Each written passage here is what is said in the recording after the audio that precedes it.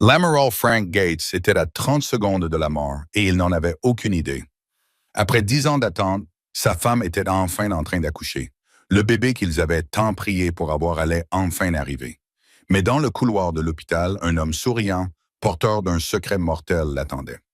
Le docteur Malcolm Reeves, directeur général de l'hôpital, a passé des années à planifier ce moment. Une poignée de main, un poison invisible, une vengeance parfaite contre l'amiral qui avait détruit sa famille. Ce qui s'est passé dans les 8 secondes qui ont suivi a défié tous les protocoles, enfreint toutes les règles et transformé une infirmière en une héroïne comme vous n'en avez jamais entendu parler. Car l'infirmière Leora Bennett a donné un coup de poing qui a tout changé.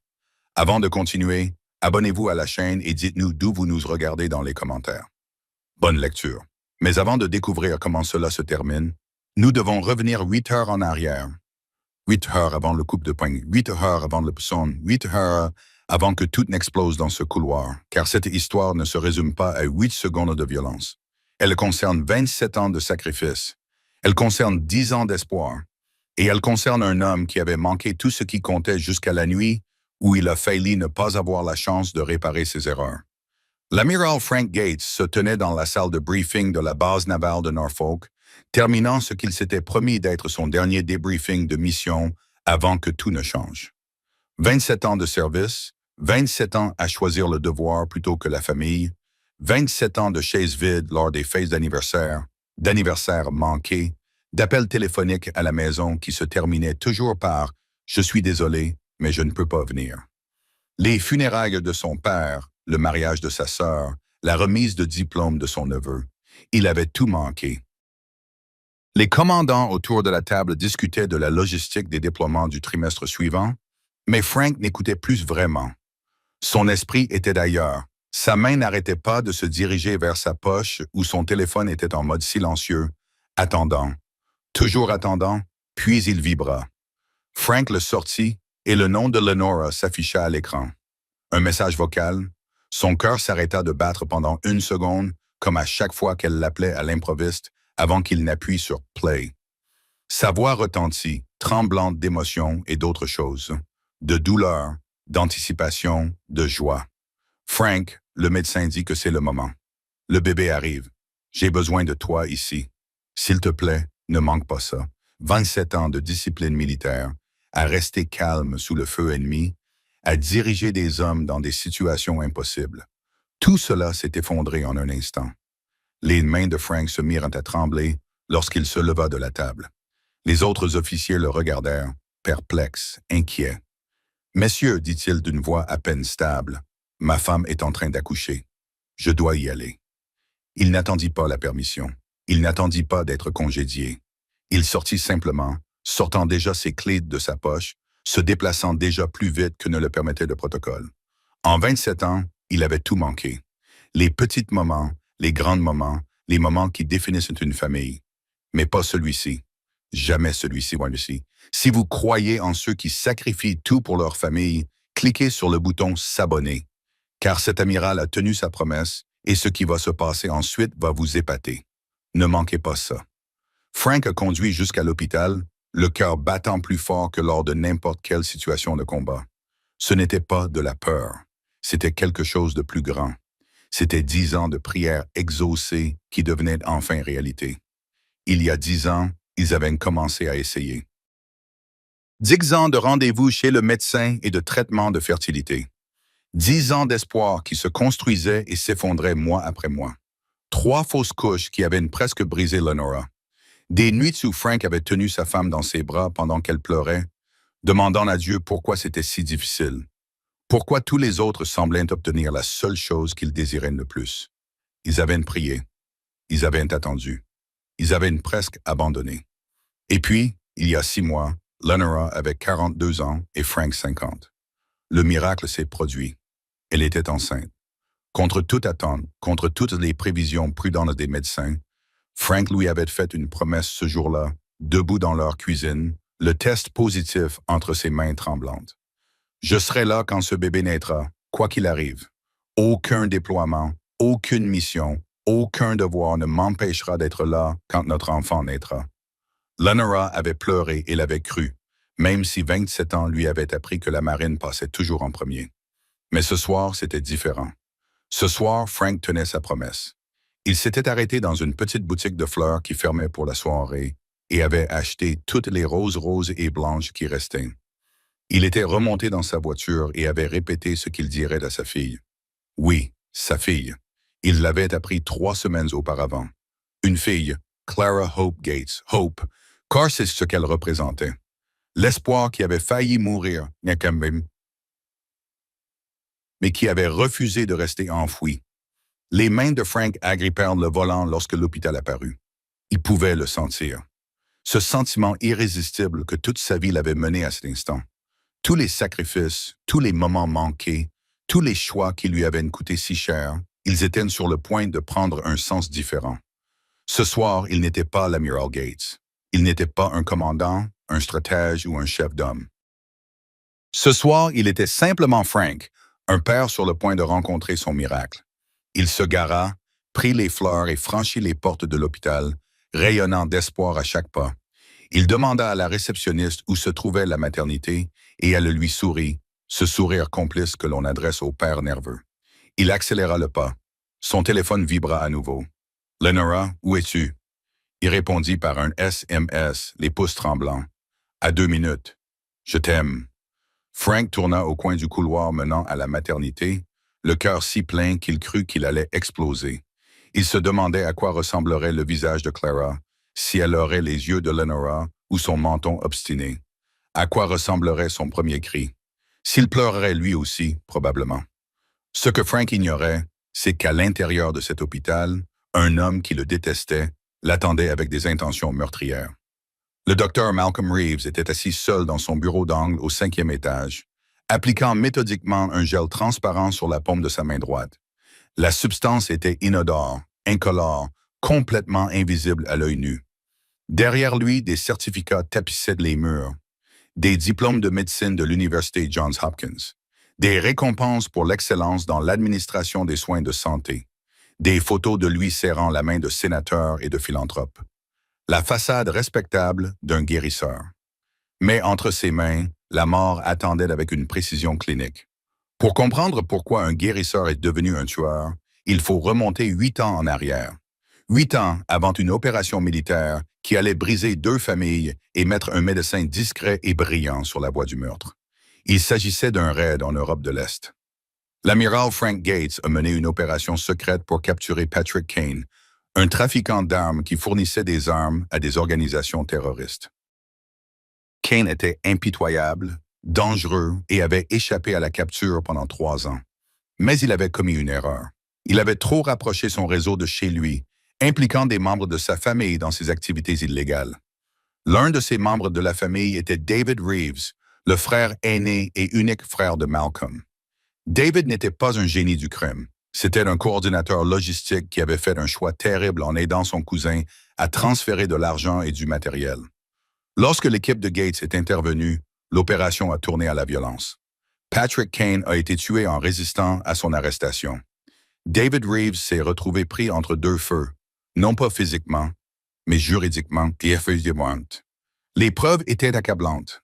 Il a été condamné à 15 ans de prison fédérale. Malcolm Reeves était assis dans la salle d'audience le jour où son frère a été condamné, regardant le nom de sa famille être détruit en quelques heures. Leur mère a subi un accident vasculaire cérébral 2 semaines plus tard à cause du stress et de la honte. Elle ne s'en est jamais complètement remise. L'entreprise familiale s'est effondrée sous le poids du scandale. Les amis ont disparu. Les collègues ont pris leur distance. Et de l'autre côté de la salle d'audience, Malcolm a croisé le regard de l'amiral Frank Gates, l'homme qui avait dirigé l'opération, l'homme qui avait donné les ordres, qui avait détruit son monde. Gates ne se souvenait même pas de lui. Pourquoi s'en serait-il souvenu?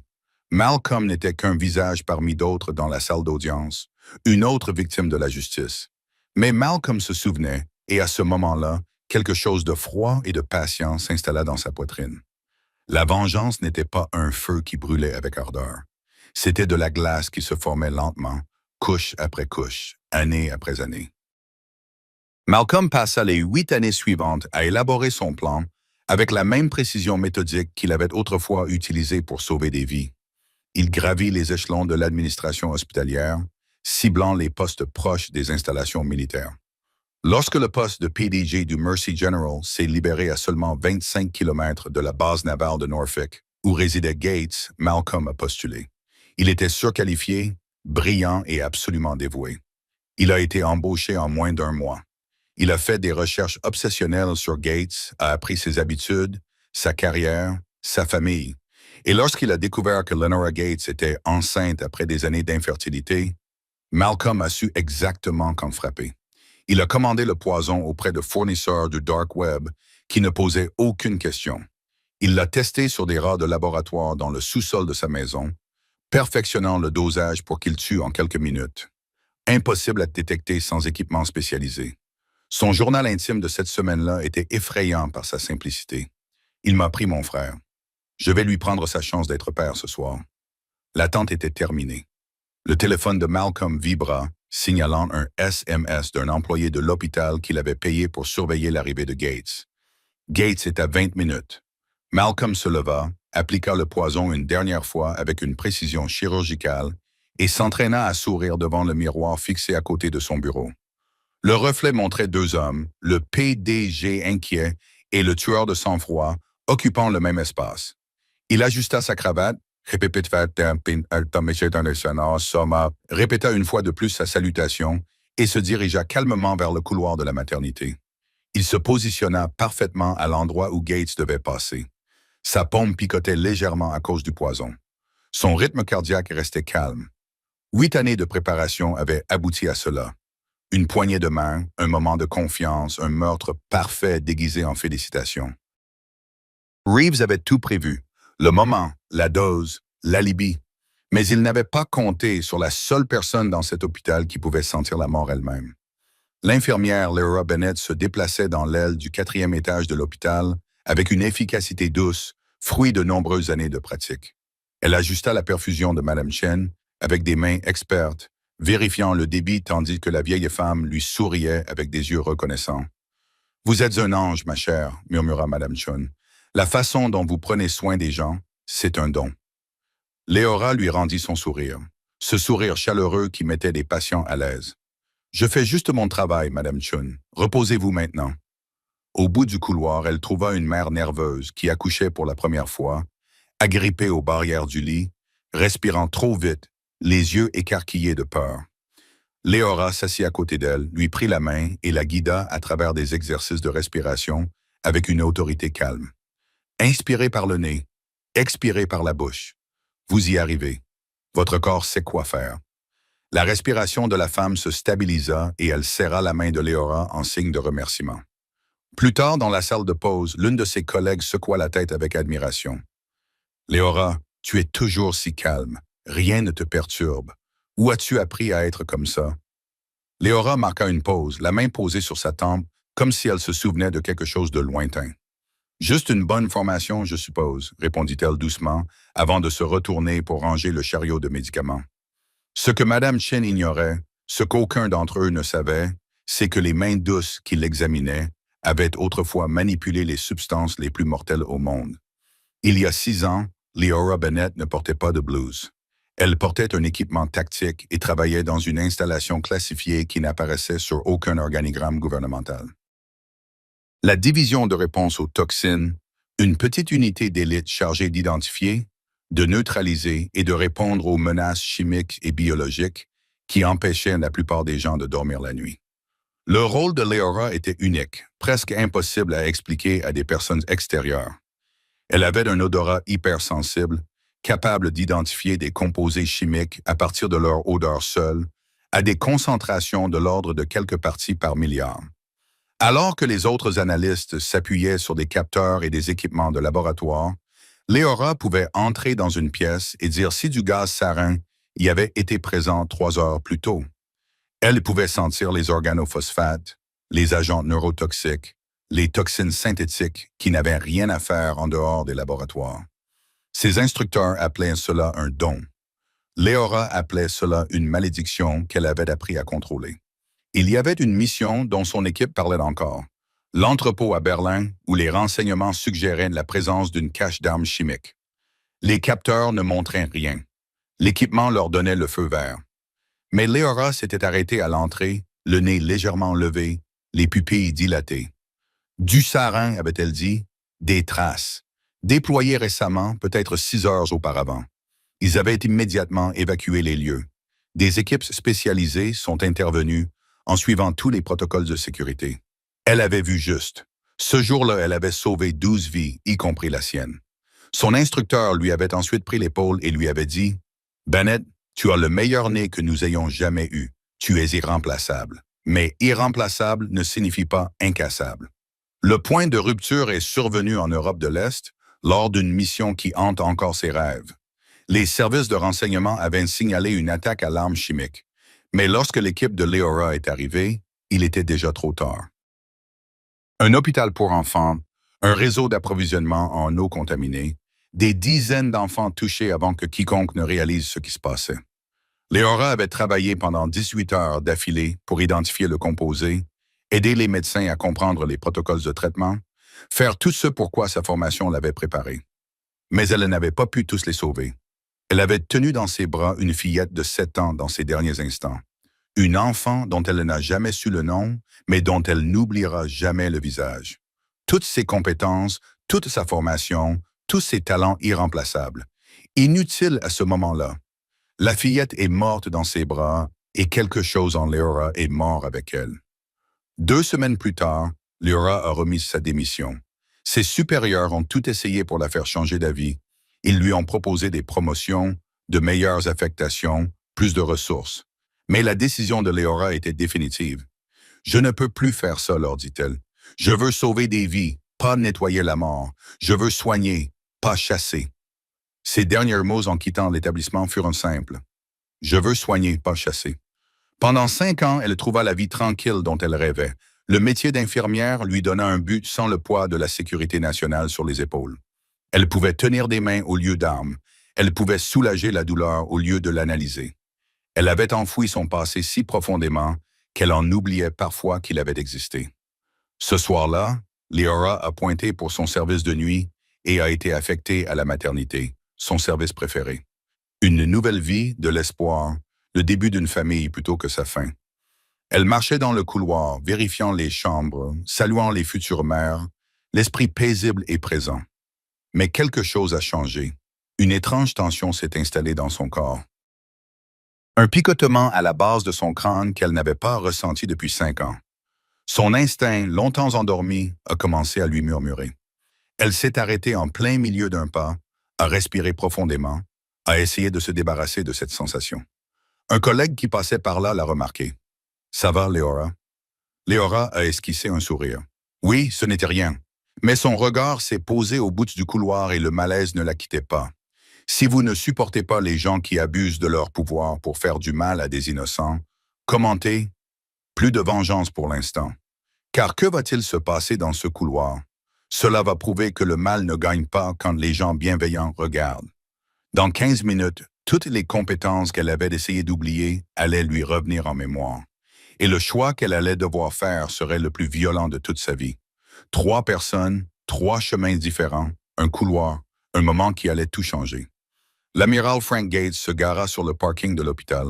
Ses mains serraient si fort le bouquet de roses et blanches que quelques pétales tombèrent. Il envoya un SMS à Lenora avec ses pouces tremblants. « Je suis en route, mon amour. Contactez-moi dans 15 minutes. » Au 5e étage, le docteur Malcolm Reeves regarda sa montre pour la 3e fois en quelques minutes. Il fléchit la main droite, sentant le gel toxique invisible se répandre dans sa paume. Il prit des respirations lentes et mesurées, comme le font les chirurgiens avant de pratiquer la première incision. Calme, contrôlé, mortel. Dans le service de maternité, l'infirmière Leora Bennett finit de vérifier les signes vitaux d'une patiente, mais le sentiment de malaise qu'elle ressentait s'était transformé en quelque chose qu'elle ne pouvait plus ignorer. Quelque chose n'allait pas. Elle ne savait simplement pas encore quoi. Gates franchit l'entrée principale de l'hôpital, rayonnant d'espoir à chaque pas. Il s'approcha du bureau de la réceptionniste, peinant à contenir son sourire. « L'aile maternité, s'il vous plaît. » La jeune femme derrière le comptoir lui sourit. Ce sourire que l'on adresse au père nerveux et lui indiqua les ascenseurs. 4e étage, Félicitations. Gates se mit presque à courir. En traversant les couloirs, il croisa d'autres familles. Un père tenant ses jumeaux dans ses bras à travers la vitre de la nurserie. Une grand-mère versant des larmes de joie. Un jeune couple s'entraînant à respirer dans la salle d'attente. Gates leur sourit à tous. Il faisait partie de ce moment universel où une nouvelle vie venait au monde. Son téléphone sonna. « Lenora, comment te sens-tu » demanda-t-il, la voix serrée par l'émotion.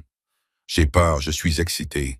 J'ai besoin de toi ici, Frank. » Sa voix était tendue, mais pleine d'amour. « Je suis à 2 minutes.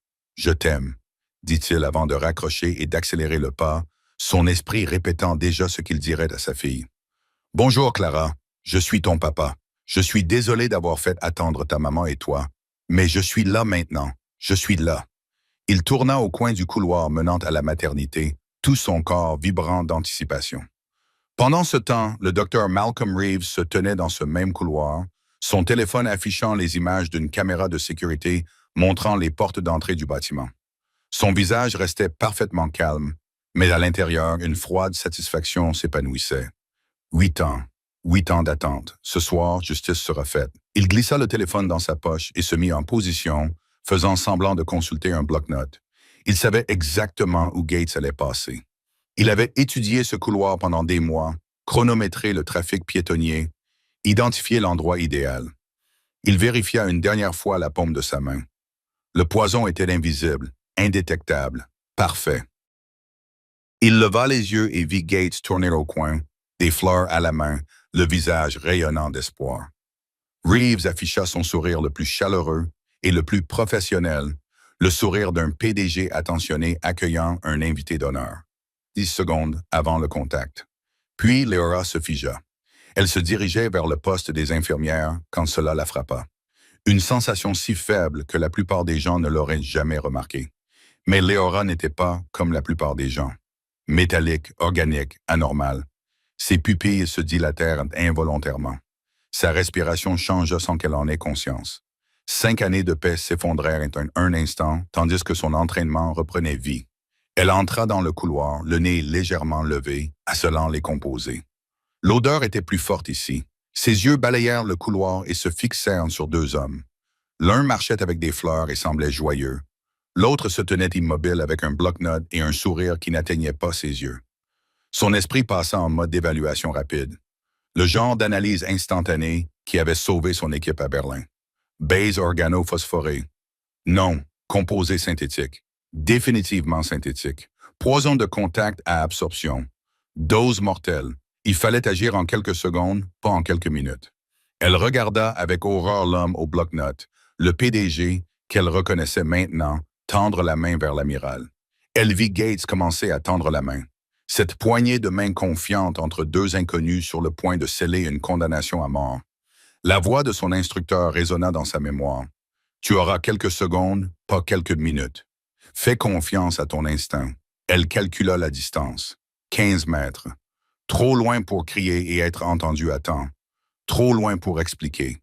Même si elle criait « Arrêtez !», la poignée de main serait terminée avant que quiconque ne comprenne ses mots. Il ne restait qu'une seule option. La plus violente, la seule possible. Le corps de Leora bougea avant même que son esprit conscient n'ait fini son calcul.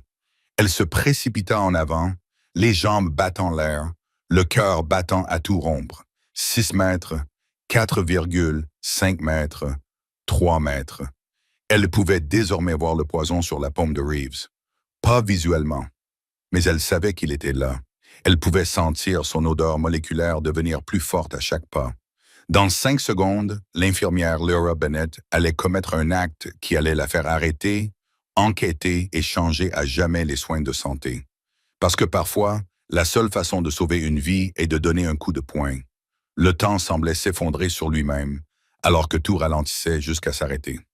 L'amiral Frank Gates marchait dans le couloir avec un sourire si chaleureux et sincère qu'il aurait pu faire fondre la glace, sans se douter que la mort l'attendait pour lui serrer la main. Le docteur Malcolm Reeves se tenait parfaitement en position, son expression calculée au millimètre près, sa main droite tendue vers l'extérieur dans ce qui semblait être un geste de respect et de félicitation. « Amiral Gates, quel honneur! » « Félicitations. » La voix de Reeves résonna dans le couloir. Amical et professionnel, Gates commença à tendre la main. Cette réaction automatique était inculquée à tous les officiers militaires dès leur premier jour. Les deux mains se rapprochèrent dans les airs, comblant la distance centimètre par centimètre. 12 centimètres, 10 centimètres, 7 centimètres. À 6 mètres de distance, Leora Bennett courait de toutes ses forces. Son visage était un masque de détermination mêlé de terreur. Ses jambes bougeaient à toute vitesse, son cœur battait à tout rompre contre ses côtes. Son monde entier s'était réduit à ses deux mains sur le point de se toucher. Poison par contact. Taux d'absorption dans le sang, 8 secondes. Pas le temps d'expliquer. Pas le temps de suivre le protocole. Il meurt ou j'agis. Choisis. Des fragments de mémoire défilèrent dans son esprit en quelques microsecondes. Le visage sévère et intransigeant de son instructeur. L'hésitation tue. L'enfant mourant en Europe de l'Est, ses compétences inutiles, son échec total, son serment d'infirmière résonnant dans ses oreilles. D'abord ne pas nuire, puis la terrible prise de conscience qui brisa tout ce qu'elle croyait savoir. Parfois le mal empêche un mal plus grand, ses pupilles se dilatèrent. Tous les muscles de son corps se tendirent pour l'impact. Elle était à 4,5 mètres, puis à 3 mètres. Les mains étaient désormais à 5 centimètres l'une de l'autre, sur le point de se toucher. Elle n'allait pas y arriver à temps, à moins que le temps ne revienne à sa vitesse normale avec la force d'un coup de feu. Le poing de Leora frappa la mâchoire de l'amiral Gates avec une force brutale et choquante. Le bruit de l'impact résonna dans le couloir, chair contre os, indéniable et violent. Gates tituba en arrière, son épaule heurta le mur, sa main se porta à son visage dans la confusion et la douleur. Les fleurs se dispersèrent sur le sol. Contamination toxique. Ne le touchez pas. Ne touchez pas le PDG. La voix de Leora était rauque, désespérée, plus forte qu'elle n'avait jamais crié de sa vie. Le visage de Reeves se transforma en 3 secondes. D'abord le choc, les yeux écarquillés, la bouche ouverte, puis la fureur, la mâchoire serrée, les yeux plissés, puis la peur. Une peur animale pure lorsqu'il comprit ce qui se passait. Les alarmes de sécurité se mirent à retentir dans tout l'hôpital. Les marines de la sécurité de Gates accoururent des deux côtés. Leurs mains cherchèrent des armes qu'ils ne portaient pas dans un hôpital civil. Les médecins et les infirmières affluèrent dans le couloir depuis toutes les salles, attirés par les cris et les bruits de violence. Les agences de sécurité plaquèrent Leora au sol, son corps heurta violemment le sol, mais elle continua à crier même avec un genou dans le dos. Testez sa main. Le PDG, testez sa paume pour détecter la présence de poison, s'il vous plaît. Vous devez le tester. Gates était maintenant allongé sur le sol, une main sur la mâchoire, l'autre appuyée contre le mur, les yeux hagards et confus. Que se passe-t-il, bon sang? Cria-t-il en regardant tour à tour Leora et Reeves, essayant de comprendre un monde qui avait basculé dans le chaos en l'espace de 5 secondes. Un lieutenant de marine attrapa Reeves par le bras, le serrant fermement. « Monsieur, je vous demande de rester exactement où vous êtes. » Reeves secoua son bras, indigné et désespéré. « Lâchez-moi, je suis le PDG de cet hôpital. Elle est folle, elle vient d'agresser un amiral. Équipe hazmat au 4e étage. Contamination possible. » Quelqu'un criait au téléphone. Leora était désormais menottée. Son visage était plaqué contre le sol froid de l'hôpital. Des larmes coulaient sur ses joues, mais elle ne s'arrêtait pas. Sa paume droite. Testez sa paume droite. Contact avec un poison. Composé synthétique. Dose mortelle, s'il vous plaît. Reeves essaya d'essuyer sa main sur son manteau. Le lieutenant des marines lui attrapa le poignet en plein mouvement. « Monsieur, ne bougez pas. Personne ne bouge tant que nous ne savons pas ce qui se passe ici. » L'administrateur de l'hôpital arriva en courant dans le couloir, le visage rouge. Sa cravate vous a demandé. Que quelqu'un explique la situation. Que se passe-t-il dans mon hôpital? Gates se releva, tenant toujours sa mâchoire là où Leora l'avait frappé. Il regarda cette infirmière qu'il n'avait jamais vue auparavant, désormais menottée et en pleurs sur le sol, continuant à crier qu'il s'agissait d'un poison. Il regarda Reeves, le PDG de l'hôpital, debout, raide, un marine lui tenant le bras. Et il regarda sa propre main, celle qui, quelques secondes auparavant, s'était tendue pour serrer celle de Reeves. Tout s'était passé si vite, trop vite pour qu'il puisse comprendre. Dans 60 secondes, un test prouverait si Leora était une héroïne ou si elle venait de mettre fin à sa carrière en agressant un amiral pour rien. L'équipe de décontamination arriva en quelques minutes, leurs pas résonnant lourdement dans le silence qui s'était abattu sur le couloir. Des hommes et des femmes en tenue de protection complète se déplaçaient avec une efficacité rodée, transportant du matériel de test qui semblait tout droit sorti d'un film de science-fiction. L'un d'eux s'approcha du Dr. Reeves, qui était toujours fermement maintenu par le lieutenant des Marines. « Monsieur, je dois prélever un échantillon sur votre paume droite », dit calmement le technicien. Reeves recula brusquement. « C'est absurde. Je vous demande de me lâcher. Je vais poursuivre cet hôpital en justice. Je vais vous poursuivre tous en justice. Elle a agressé un amiral. Elle est clairement instable mentalement. » Mais le Marine ne relâcha pas son étreinte et le technicien en tenue de protection s'avança quand même, prélevant soigneusement un échantillon sur la paume de Reeves tandis que celui-ci protestait. Ils installèrent le kit de test sur une table portable que quelqu'un avait amené dans le couloir. Réactifs chimiques, bandelettes réactives, analyseur portable. Un autre technicien examina l'amiral Gates, prélevant un échantillon sur sa main pour vérifier s'il y avait eu transfert de substances. Rien. Leora avait arrêté la poignée de main à Tim. Leora resta sur le sol menotté, observant chaque mouvement avec une intense concentration, sa respiration encore saccadée par l'effort et l'adrénaline. Le chef de la sécurité se tenait au-dessus d'elle, le visage empreint d'inquiétude et de suspicion. « Madame, dit-il doucement, vous feriez mieux d'espérer avoir raison. » Le technicien en protection contre les matières dangereuses annonça. 9 secondes pour les résultats préliminaires. Que tout le monde reste où il est. Ces 90 secondes semblaient durer des heures. Le couloir était rempli de monde. Le personnel médical, les agents de sécurité, les marines, les curieux se tenaient à distance, mais tout le monde était silencieux, attendant, observant. Les seuls sons étaient le léger bip de l'équipement de test et la respiration laborieuse de Reeves. L'administrateur de l'hôpital rompit finalement le silence, s'avançant vers Leora, assise et menottée sur le sol. « Qui êtes-vous » demanda-t-il. « Pourquoi une infirmière connaîtrait-elle les poisons? Pourquoi auriez-vous même pensé à en chercher? » La voix de Leora tremblait, mais elle le regarda dans les yeux. « Je m'appelle Leora Bennett. Avant d'être infirmière, je travaillais pour une division classifiée chargée de la lutte contre les toxines pour le gouvernement. Je ne peux pas tout vous dire, mais je peux vous dire ceci. Je peux identifier les composés chimiques à leur odeur. C'est ce qu'on appelle l'hyperosmie, combiné à une formation spécialisée. » Elle prit une inspiration, s'observant. J'ai senti un composé organophosphoré avec un transporteur synthétique, un système de diffusion par contact, une dose mortelle. Je l'ai reconnu dès que je suis entré dans ce couloir. L'amiral Gates, toujours assis contre le mur, tenant sa mâchoire, la regardait avec des yeux écarquillés. « Vous m'avez sauvé la vie. » Le visage de Leora se crispa légèrement. « Je ne voulais pas vous frapper, monsieur. Je n'avais pas le choix. Je suis vraiment désolé. » Il n'y avait pas le temps d'expliquer. Le lieutenant des Marines avait son téléphone à l'oreille et parlait à voix basse à quelqu'un à l'autre bout du fil. Au bout d'un moment, il leva les yeux, son expression passant du scepticisme à la surprise. « Monsieur, dit-il à Gates, son histoire est véridique. Le ministère de la Défense confirme ses antécédents. Division de lutte contre les toxines.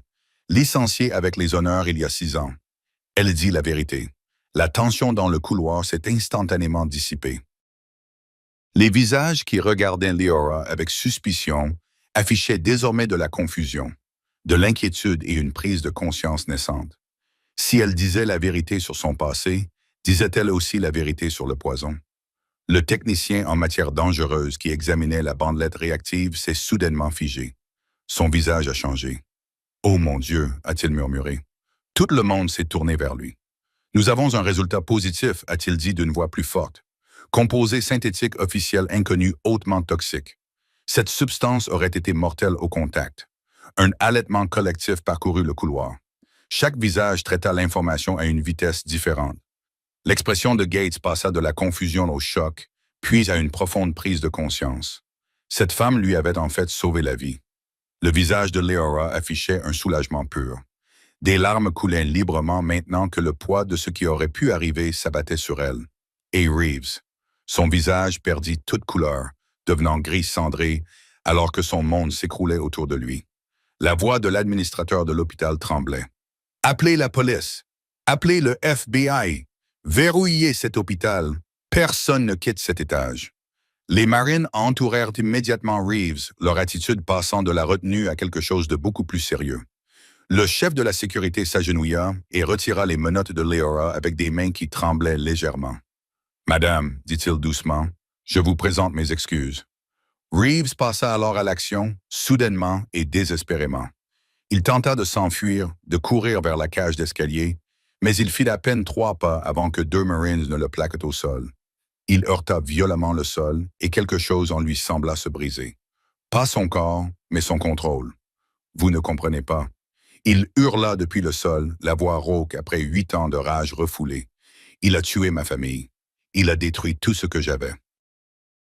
Gates se releva péniblement, perplexe. Quoi? Je ne vous connais même pas.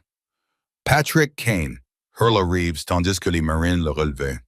David Reeves, vous avez envoyé mon frère en prison. Vous avez tué mon cousin. Vous avez détruit ma mère. Vous m'avez tout pris. Le lien s'est fait dans l'esprit de Gates. Son visage a montré qu'il comprenait. L'opération Kane, il y a 8 ans. Vous êtes de la même famille qu'eux. Reeves s'effondrait complètement maintenant. Des larmes se mêlaient à la rage sur son visage. Il était tout ce que j'avais. Mon frère était tout ce que j'avais. Et vous me l'avez pris. Vous me l'avez pris et vous ne vous en souvenez même pas. Vous ne saviez même pas qui j'étais. Les sirènes de police retentissaient au loin, se rapprochant.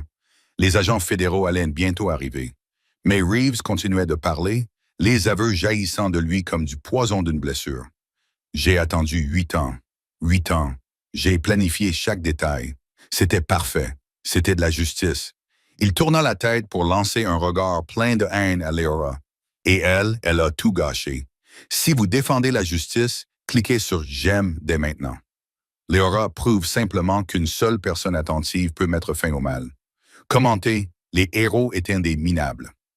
Si cela vous a donné des frissons, sachez que les agents fédéraux sont arrivés et ont placé Reeves en garde à vue, lui lisant ses droits avant de l'emmener. Mais ces aveux n'étaient qu'un début, car lorsqu'ils ont fouillé son bureau, ils ont découvert une conspiration bien plus profonde que quiconque ne l'aurait imaginé. Les agents du FBI ont débarqué dans le bureau du Dr. Malcolm Reeves au 5e étage en moins d'1 heure, agissant avec la précision méthodique que leur confère des années d'enquête sur des criminels qui se croient plus malins que tout le monde. Un agent a ouvert un tiroir fermé à clé et s'est immédiatement arrêté, le visage figé. « Tu dois voir ça », a-t-il dit à son partenaire. À l'intérieur se trouvait un journal relié en cuir, méticuleux, obsessionnel. 8 années de planification, soigneusement écrites à la main. Des pages et des pages montrant l'emploi du temps de l'amiral Gates sur plusieurs mois. Des photos de Gates quittant la base navale de Lenora pour se rendre à des rendez-vous médicaux à l'hôpital même. Des formules chimiques écrites avec une notation précise. Des instructions pour la synthèse de poisons copiées à partir de sources que le FBI allait plus tard retrouver dans les recoins les plus sombres d'Internet. Mais la découverte la plus troublante était cachée dans une armoire derrière un faux panneau. Un équipement complet pour la synthèse chimique. Des bières, des composés, du matériel de laboratoire qui n'avait rien à faire dans le bureau du PDG d'un hôpital. Il fabriquait lui-même le poison, a déclaré l'agent, photographiant tout ici même, à l'hôpital, sous le nez de tout le monde. Derrière un tableau accroché au mur, ils ont trouvé un calendrier. Chaque étape de son plan était planifiée comme une opération militaire depuis 8 ans. Le docteur Malcolm Reeves menait une double vie. PDG respectait le jour, soignant les malades et dirigeant une institution charitable, il était un meurtrier obsessionnel en attente la nuit, planifiant la vengeance parfaite. L'équipe d'experts en informatique légale a récupéré l'ordinateur portable de Reeves et a commencé à fouiller. En quelques minutes, ils avaient ce dont ils avaient besoin. Nous avons des emails, des achats sur le dark web, des transactions en Bitcoin. L'écran affichait des communications avec des fournisseurs de produits chimiques illégaux, opérant dans des pays sans traité d'extradition. L'historique des achats révélait des composés rares, du matériel de synthèse, des instructions détaillées pour créer des poisons de contact qui n'apparaîtraient pas sur les tests toxicologiques standards. Il a dépensé plus de 40 000 $ pour cette opération, indiquait le texte, en faisant défiler les enregistrements des transactions. Lorsqu'ils ont recoupé ces informations avec les registres financiers de l'hôpital, la source est apparue clairement.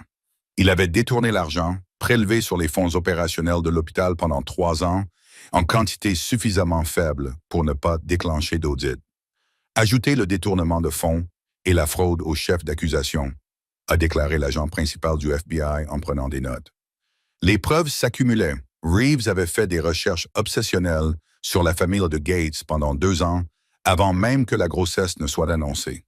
Il avait suivi les traitements de fertilité de Lenora, accédant d'une manière ou d'une autre à des dossiers médicaux privés. Il était au courant de la grossesse avant la plupart des amis de Gates. Les images de vidéosurveillance ont révélé une histoire encore plus troublante. Le FBI a récupéré les enregistrements des 6 derniers mois et a découvert Reeves en train de s'entraîner. Il s'était positionné à plusieurs reprises dans ce couloir précis, chronométrant son emplacement, mesurant les distances, calculant à quel moment l'aile maternité serait suffisamment fréquentée pour paraître naturelle, mais pas assez pour perturber son plan. Les images enregistrées plus tôt dans la soirée le montraient dans les toilettes de l'hôpital, appliquant soigneusement le poison sur sa paume, vérifiant sa montre, attendant le SMS qui lui indiquerait que Gates était arrivé. L'élément le plus accablant était horodaté à 19h42 exactement. Reeves recevait un SMS sur son téléphone, le lisait et quittait immédiatement son bureau pour se positionner dans le couloir. Un meurtre prémédité au premier degré, sans aucun doute. Mais la découverte la plus effrayante de l'enquête a eu lieu lorsque les agents ont ouvert un autre classeur verrouillé. À l'intérieur se trouvaient 3 dossiers contenant chacun des informations détaillées sur différentes personnes, 2 autres officiers militaires qui avaient participé à l'opération Kane et le procureur fédéral qui avait traité l'affaire de son frère. Des plans partiels, différentes méthodes, des recherches détaillées, aucun d'entre eux n'avait encore été exécuté, mais ils étaient clairement en cours d'élaboration. Ils n'allaient pas s'arrêter à Gates, a déclaré l'agent du FBI en posant les dossiers sur une table. Ce n'était que le début. Leora a été informée de ses découvertes dans une salle de conférence calme. Son visage est devenu grave tandis qu'elle assimilait ce qu'elle entendait. « Combien de vies » a-t-elle murmuré. « Combien de personnes ?» L'amiral Gates arriva au centre de commandement mobile du FBI, la mâchoire encore meurtrie à l'endroit où Leora l'avait frappé. « Je veux tout savoir » exigea-t-il. L'agent responsable le regarda avec une sorte de sympathie. « Amiral, vous étiez le premier sur sa liste, mais pas le dernier. Si cette infirmière ne l'avait pas arrêté ce soir, nous pensons qu'il se serait attaqué à ses autres cibles dans les 6 prochains mois. » Le visage de Gates reflétait le poids de cette prise de conscience. Il ne s'agissait pas seulement d'une vengeance personnelle. C'était un complot de meurtre en série qui se préparait depuis des années. Et une femme dotée d'un don pour sentir le danger avait tout arrêté. Pendant que le FBI montait son dossier, l'amiral Gates ne pouvait s'empêcher de penser à la femme qui lui avait sauvé la vie. Et ce qu'il s'apprêtait à faire pour elle allait tout changer. À 3 heures du matin, Leora Bennett était assise seule dans la salle de pause de l'hôpital, toujours vêtue de sa blouse. Celle-ci était déchirée au niveau du genou, là où les agents de sécurité l'avaient plaquée au sol, et tachée de sueur et des traces du chaos de la nuit. Ses mains tremblaient tandis qu'elle tenait une tasse de café depuis longtemps refroidie. Elle fixait ses mains, les mains qui avaient frappé un amiral, et se murmura « Je l'ai frappé. J'ai vraiment frappé un amiral. » Un coup à la porte la fit sursauter. L'amiral Frank Gates entra dans la pièce, la mâchoire visiblement meurtrie à l'endroit où son poing l'avait frappé. Leora se leva immédiatement. « Monsieur, je suis vraiment désolé. » Gates leva la main, l'interrompant gentiment.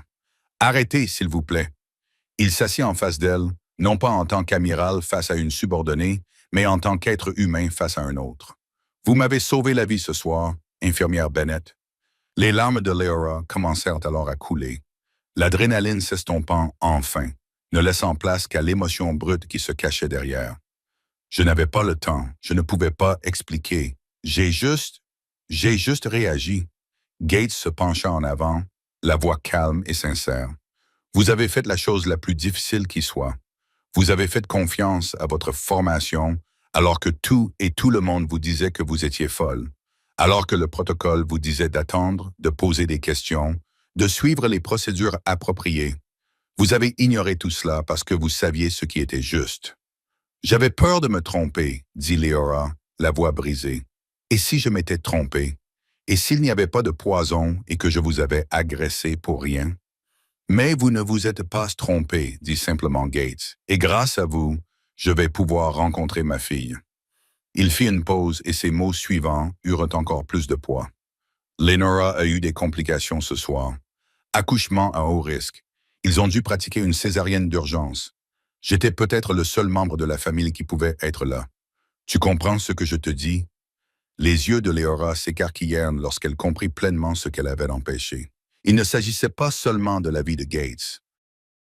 Il s'agissait d'un père présent pour le premier souffle de son enfant. C'était une mère à haut risque qui n'avait pas à affronter seule le moment le plus effrayant de sa vie. Vous ne m'avez pas seulement sauvé, poursuivit Gates, la voix chargée d'émotion. Vous avez sauvé la chance pour ma fille de connaître son père.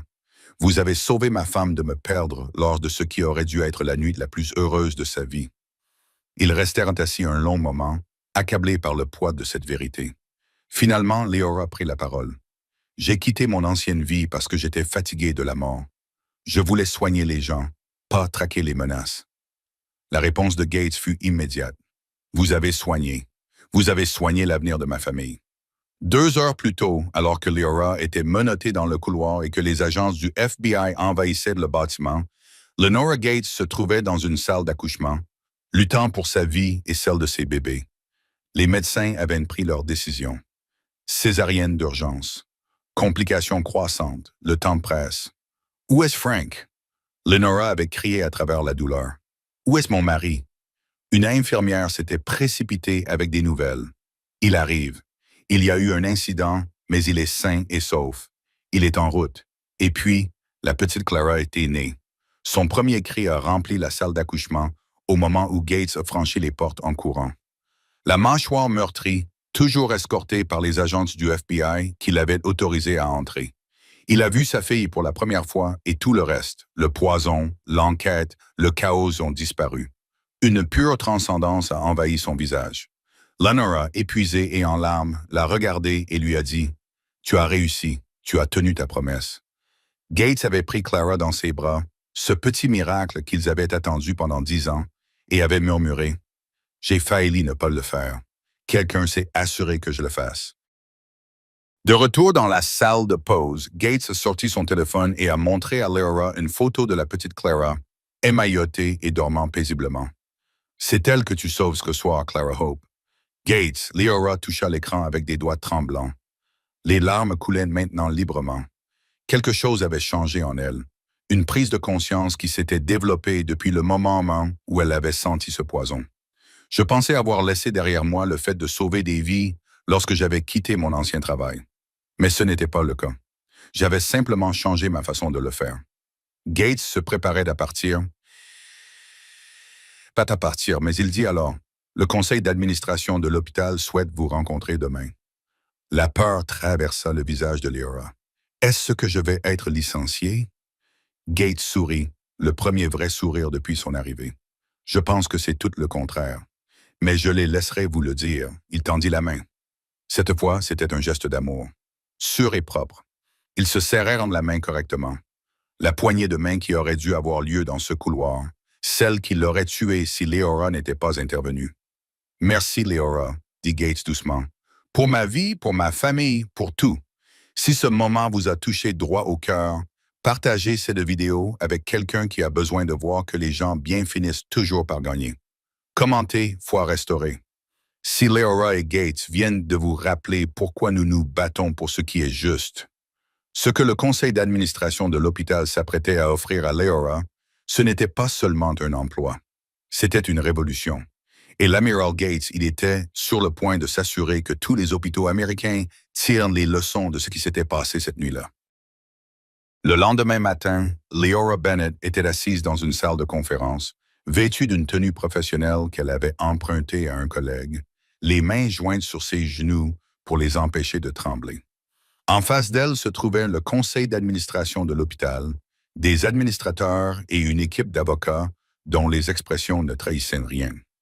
La présidente du conseil, une femme d'une soixantaine d'années, aux cheveux grisâciés, prit la parole en premier.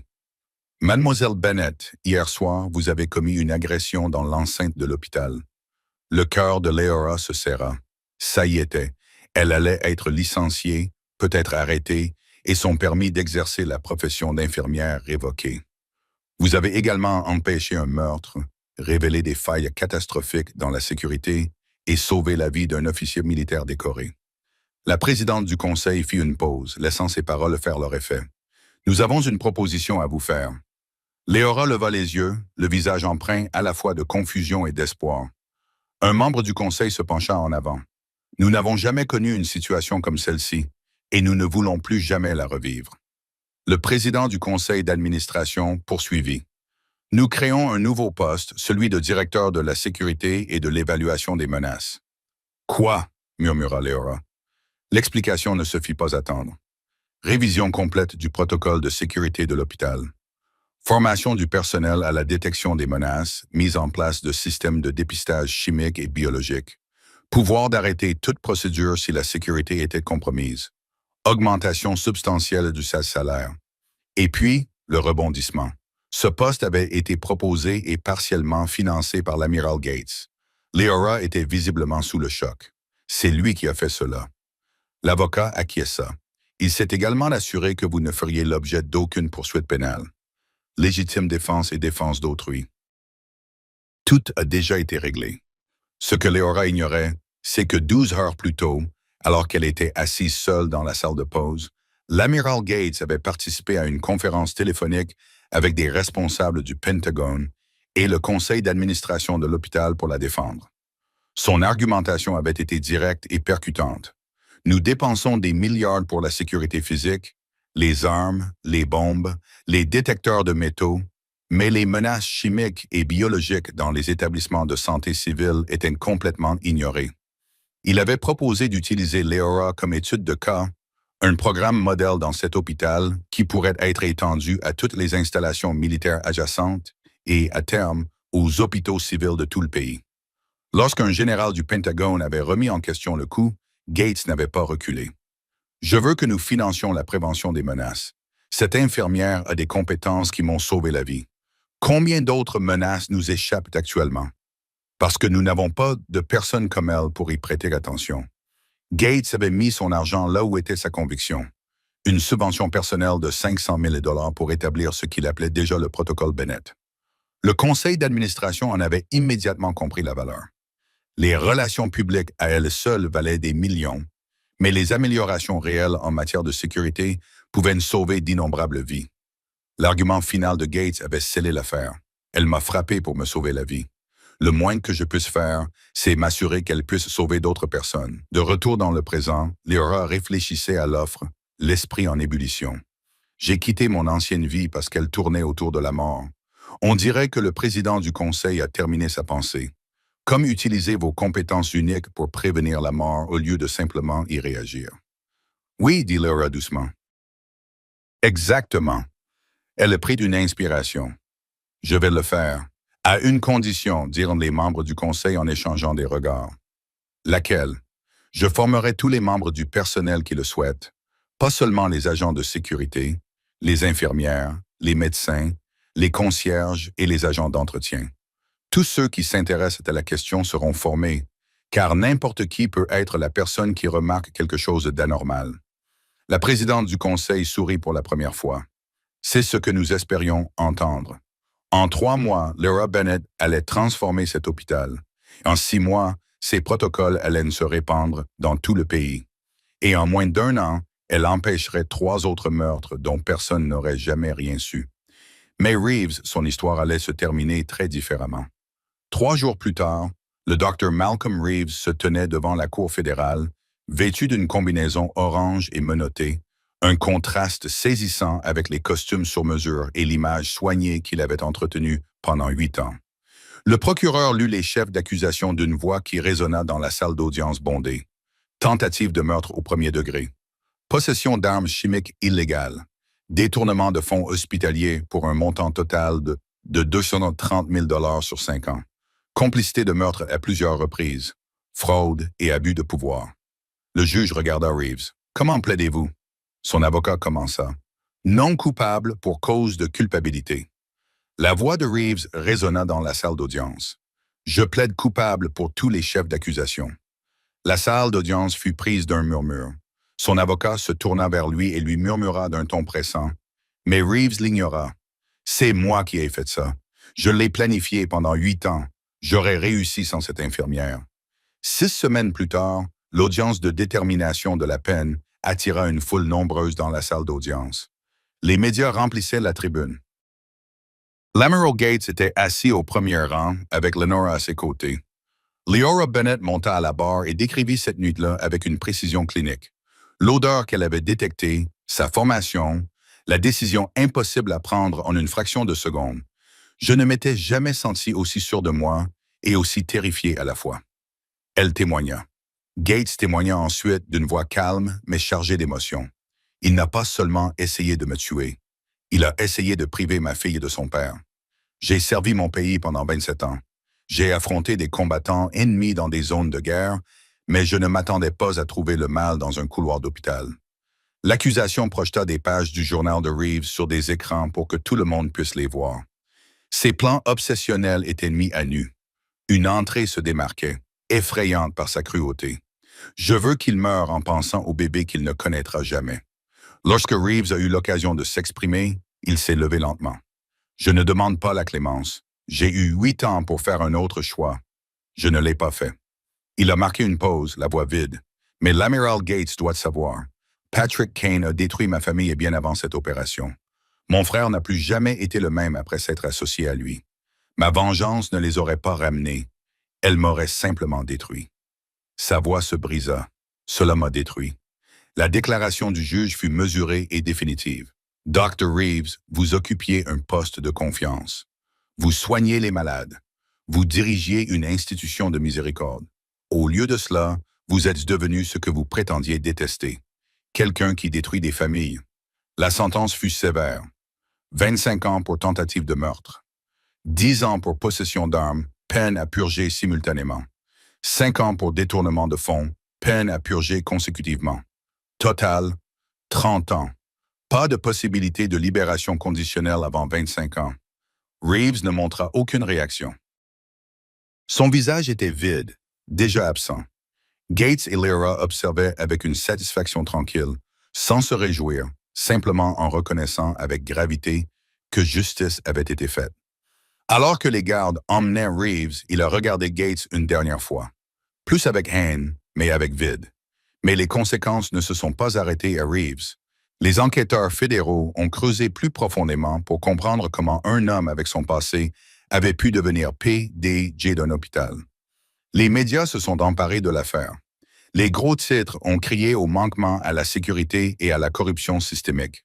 L'enquête a révélé que Reeves avait falsifié certaines parties de son dossier personnel. Les membres du conseil d'administration qui l'avaient embauché avaient reçu des pots de vin. 3 membres du conseil d'administration démissionnèrent dans la honte. 2 d'entre eux furent poursuivis en justice. La tentative de Reeves de détruire un homme finit par révéler au grand jour un cancer qui avait infecté toute l'institution. Mais alors que le monde de Reeves s'écroulait dans une cellule de prison, celui de Leora Bennett ne faisait que commencer. Et ce qu'elle allait construire sauverait des vies que personne ne pourrait jamais compter. 3 mois plus tard, l'hôpital avait été transformé. De nouveaux scanners de sécurité étaient installés à chaque entrée. Des systèmes de détection chimique surveillaient les zones clés du bâtiment. Les membres du personnel portaient des badges de surveillance discrets qui pouvaient alerter la sécurité en temps réel en cas de menace. Et dans une salle de formation au 3e étage, Leora Bennett se tenait devant 40 infirmières et médecins, leur enseignant des compétences qu'elle pensait avoir abandonnées pour toujours. « Faites confiance à votre instinct », leur disait-elle, sa voix empreinte de l'autorité de quelqu'un qui avait vécu ce qu'elle enseignait. Si quelque chose vous semble anormal, c'est probablement le cas. Vous n'avez pas besoin de savoir exactement ce qui ne va pas. Vous devez simplement être attentif et agir. Elle leur a fait faire des exercices pratiques pour identifier les comportements suspects, reconnaître les signes subtils d'une personne qui prépare un acte violent et même des techniques de base de reconnaissance des odeurs pour ceux qui en avaient l'aptitude. Une stagiaire, une jeune infirmière, a levé la main. Je n'avais jamais pensé que les professionnels de santé pouvaient être les premiers à réagir en cas de menace. Leora a souri. Nous sommes en première ligne. Nous sommes les premiers à tout voir. Nous sommes dans les chambres des patients, dans les couloirs, au chevet des malades. Nous remarquons les anomalies avant même que la sécurité ne s'en aperçoive. Les résultats parlent d'eux-mêmes. En seulement 3 mois, l'hôpital a intercepté 2 tentatives d'altération de médicaments. Un individu déséquilibré portant une arme dissimulée a été arrêté avant d'entrer dans le service de maternité. Aucune menace n'a abouti. Aucune vie n'a été perdue à cause d'actes de violence qui auraient pu être évités. Mais la transformation ne s'est pas arrêtée à un seul hôpital. Dans une salle de briefing du Pentagone, l'amiral Gates s'est présenté devant les dirigeants militaires pour leur présenter des données qui ne pouvaient être ignorées. Il a annoncé que le protocole Bennett avait été mis en œuvre dans 47 hôpitaux militaires à travers le pays. Les statistiques affichées sur les écrans derrière lui étaient éloquentes. La détection des menaces avait augmenté de 340%. Les hôpitaux civils ont également pris note. La clinique Mayo, Johns Hopkins, la clinique Cleveland, des institutions prestigieuses ont demandé à bénéficier du programme. Leora s'est retrouvée à voyager à travers le pays pour conseiller les administrateurs et former les formateurs qui allaient appliquer ces méthodes dans leurs propres établissements. Elle a témoigné devant une commission sénatoriale pour plaider en faveur d'un financement fédéral. Les établissements de santé sont des cibles faciles, a-t-elle expliqué aux politiciens. Mais nous pouvons changer cela sans sacrifier l'environnement propice à la guérison qui fait des hôpitaux des lieux d'espoir. Le soutien était bipartite. Le financement a été approuvé. Les médias se sont emparés de l'affaire. Les gros titres la qualifiaient d'infirmière qui avait arrêté un tueur et décrivaient comment elle révolutionnait désormais la sécurité dans les hôpitaux. Elle est apparue dans les émissions 60 Minutes et Good Morning America, et son histoire a touché des millions de personnes. En l'espace de 18 mois, plus de 500 hôpitaux avaient mis en œuvre le protocole Bennett. Mais les statistiques ne reflétaient pas la réalité. La réalité, c'était les vies sauvées que personne ne compterait jamais. À Chicago, une infirmière formée par Leora a reconnu un homme qui rôdait dans les couloirs. Il s'agissait de l'ex-mari violent d'une patiente. Elle a alerté la sécurité avant qu'il n'atteigne sa cible. La police l'a arrêté dans le parking avec une arme dissimulée. Leora m'a appris à faire confiance à mon intuition. L'infirmière a déclaré plus tard que son intuition était juste. À San Diego, les capteurs du protocole Bennett ont détecté des traces de résidus chimiques sur un visiteur entrant dans un hôpital militaire. L'enquête a révélé qu'un ancien employé mécontent transportait une arme chimique artisanale et prévoyait de la déclencher dans le hall. Il a été intercepté dans le parking. L'attaque a été stoppée avant même d'avoir commencé. Le chef de la sécurité a été catégorique dans son évaluation. Sans ces capteurs, nous ne l'aurions jamais su avant qu'il ne soit trop tard. À Atlanta, un médecin du service pédiatrique a remarqué le comportement inhabituel d'un visiteur. Son langage corporel ne correspondait pas à son objectif déclaré. Ses yeux scrutaient les sorties plutôt que les numéros des chambres. Une vérification rapide de ses antécédents a révélé qu'il faisait l'objet d'un mandat d'arrêt pour agression dans un autre État. Le protocole Bennett m'a appris que sauver des vies n'est pas seulement une question de médecine, a expliqué le médecin. C'est aussi une question de vigilance. 3 meurtres évités. 3 familles qui ne sauront jamais à quel point elles ont frôlé la tragédie. 3 meurtriers arrêtés parce que quelqu'un était attentif. Chez les Gates, Clara, 18 mois, faisait ses premiers pas chancelants dans le salon. Leora était devenue une visiteuse si régulière que Clara l'appelait Tante Oura, le mot le plus proche que son langage naissant pouvait former. Lenora les regardait ensemble, les larmes aux yeux. « Vous m'avez donné ma famille, dit-elle doucement à Leora. Comment puis-je vous remercier pour cela? » Leora, tenant les petites mains de Clara pendant qu'elle marchait, sourit. « Vous l'avez déjà fait. Clara me rappelle chaque jour pourquoi je fais ce travail. Ce soir-là, ils ont dîné ensemble. Gates, Lenora, Clara et Leora. Non pas en tant qu'amirale et infirmière, ni en tant que sauvée et sauveuse, mais en tant que famille. Une famille choisie, unie par un chevalier qui avait changé leur vie à tous. Gates leva son verre pour porter un toast à Leora, qui avait prouvé qu'une seule personne pouvait changer le monde en un instant. 2 ans après cette nuit qui avait tout changé, la vie de Leora Bennett avait pris une tournure qu'elle n'aurait jamais imaginée. Et la leçon qu'elle avait apprise allait inspirer des millions de personnes. Leora Bennett est assise dans son bureau. La plaque sur sa porte indique « Directrice de l'Initiative nationale pour la sécurité sanitaire ». Lorsqu'on lui demande si elle regrette d'avoir frappé l'amiral Gates cette nuit-là, sa réponse est immédiate et honnête. « Je regrette d'avoir dû le faire, mais je ne regrette pas de l'avoir fait. » Elle se penche en avant, l'air pensif. Les gens me demandent comment j'ai pu prendre cette décision si rapidement. La vérité, c'est que je l'ai prise toute ma vie. Chaque compétence que vous acquérez, chaque expérience que vous vivez, vous prépare à un moment dont vous ne connaissez pas l'existence. Je pensais avoir fui mon passé, mais je l'intégrais simplement à la personne que je devais devenir. Elle marque une pause, se souvenant de cette nuit-là. J'avais 8 secondes. 8 secondes entre le moment où j'ai vu le danger et le désastre. La plupart des gens ne vivront jamais un moment aussi dramatique. Mais tout le monde a des moments où il peut choisir le courage plutôt que le confort. Sa conclusion est simple. Votre passé n'est pas quelque chose dont il faut s'échapper. C'est quelque chose à utiliser. Tout ce que vous avez survécu, tout ce que vous avez appris, ce n'est pas le fruit du hasard. C'est une préparation. Aujourd'hui, l'amiral Frank Gates a pris sa retraite, ayant choisi sa famille plutôt que de poursuivre sa carrière. Il milite en faveur des programmes de soutien aux familles des militaires et siège au conseil d'administration de 3 organisations d'anciens combattants. Il passe ses soirées à lire à Clara, présent et engagé comme il ne l'avait jamais été au cours de ses 27 premières années de service. Il a choisi sa famille plutôt que les étoiles et n'a aucun regret. Le docteur Malcolm Reeves purge sa 7e année d'une peine de 30 ans dans une prison fédérale. Il a refusé toutes les demandes d'interview. Son frère David, toujours emprisonné, a refusé de le voir lorsque Malcolm a demandé à lui rendre visite. La vengeance lui a coûté tout ce qu'il prétendait protéger. Leora Bennett est désormais mariée à James, un collègue infirmier qu'elle a rencontré lors d'une de ses formations.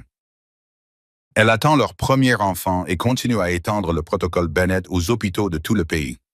Elle est passée de la fuite de son passé à la construction de son avenir. Clara Gates est une petite fille de 3 ans en bonne santé et épanouie qui appelle Leora Andy Leora et n'a aucune idée à quel point elle a failli ne jamais connaître son père. Elle laisse la vie qui a failli ne pas exister. Cette histoire a commencé avec 8 secondes. 8 secondes entre la vie et la mort. 8 secondes qui auraient pu se dérouler très différemment. Mais il ne s'agit pas vraiment de 8 secondes. Il s'agit des années de préparation qui ont rendu ces 8 secondes possibles. Il y a 3 leçons à tirer ici. Premièrement, faites confiance à votre formation. Faites confiance à votre instinct, surtout quand tout le monde pense que vous êtes fou. Deuxièmement, votre passé, aussi douloureux et compliqué soit-il, n'est pas inutile. Il vous prépare à un moment que vous ne pouvez pas encore voir. Troisièmement, l'acte le plus violent peut parfois être le plus miséricordieux. Le choix le plus destructeur peut être le plus protecteur. Les règles existent jusqu'à ce qu'elles deviennent des obstacles au sauvetage de vie. Leora Bennett a donné un coup de poing qui a brisé le protocole. Et ce coup de poing a sauvé une vie, démasqué un tueur et changé à jamais la sécurité des soins de santé. Parfois, enfreindre les règles est le seul moyen de faire ce qui est juste.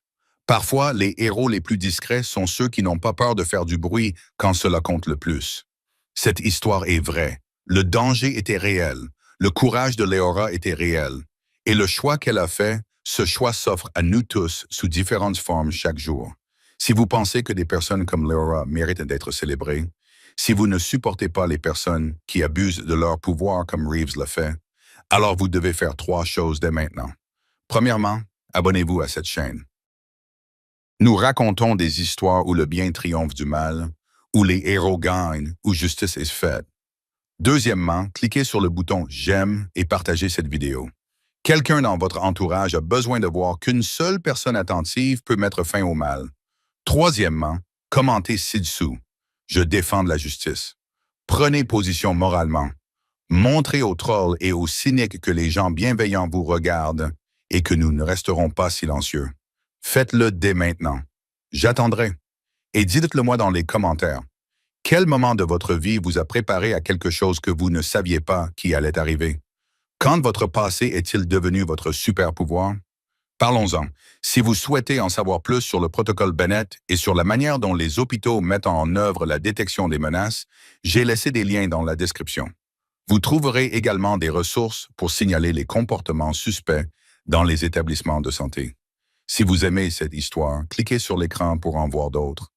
Merci d'avoir regardé. Merci pour